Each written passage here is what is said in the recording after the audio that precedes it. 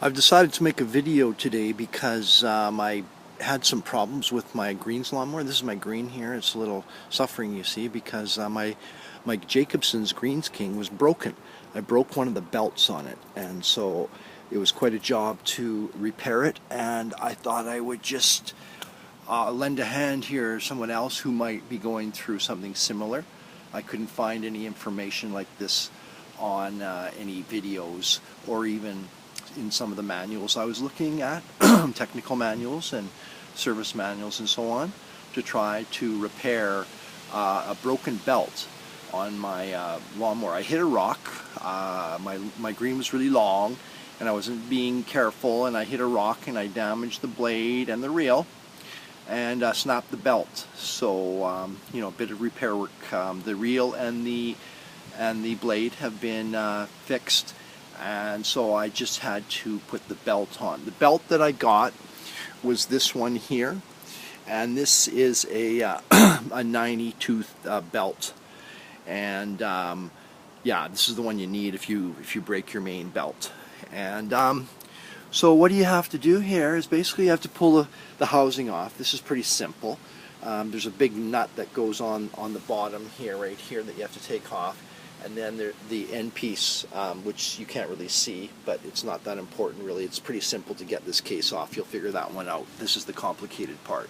So the complicated part here is you have to pull this pulley off first of all, which contains another sprocket in here, and because it's a 3-belt system. This is your main drive belt here, and so that's the one that broke. This is the 90 tooth. This is 112 tooth belt, and this is an 80 tooth belt, and they're different widths too, so you can kind of tell them apart that way.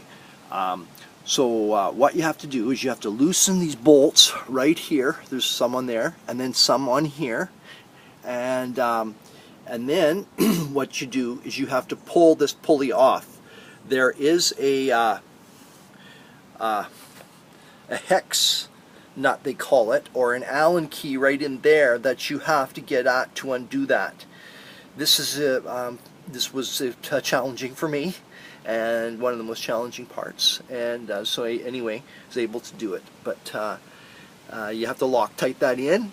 It's very important that doesn't come loose, because it holds this shaft. This shaft slides in, and it's about 6 inches long or something, and then the other sprocket slides on it, and then the pulley. So that sits in there just kind of freely, so that has to hold really, really well. So that's very, very important. So you have to pull all this off. Now the other thing you have to do is this sprocket in here, you have to pull that off to get the belt on, or else you're going to damage your belt, because there's a ring on the outside of the sprocket here, which is it increases the diameter so much that it's definitely going to damage the belt if you try to do that without removing that sprocket. So make sure you remove that sprocket. There's a bolt that's in there behind this pulley that you have to I tried to put vice grips on here, and that proved to be not the way to go. I was able to hold the teeth of the sprocket here, and with a ratchet I was able to cock that off. So and then after that, once you get that thing off, it's not that difficult to reassemble.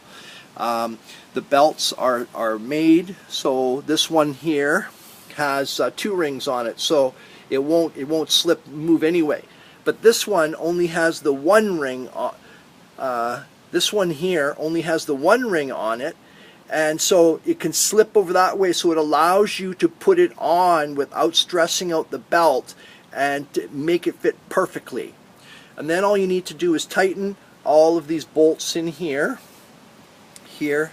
and down here that are loosened, and then pop the cover back on, and that's how to replace the main belt on the Jacobson 526 Greens King.